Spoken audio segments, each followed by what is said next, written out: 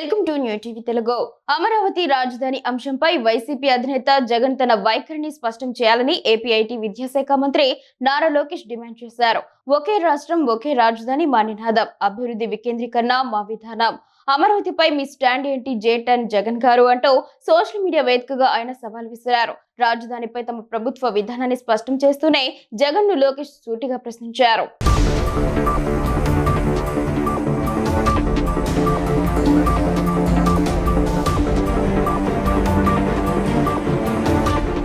మరోవైపు తెలుగుదేశం పార్టీ 44వ ఆవిర్భావ దినోత్సవాన్ని పురస్కరించుకొని పార్టీ జాతీయ ప్రధాన కార్యదర్శి హోదాలో లోకేష్ ట్వీట్ చేశారు.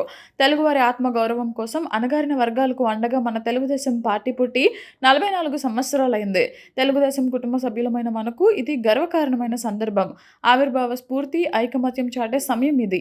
ఇది ఒక చిత్రం కాదు, రాష్ట్ర ప్రగతి, ప్రజా సంక్షేమ, సకల శుభాల గెలుపుకు సంకేతమైన పసుపు జెండా ప్రస్థానం.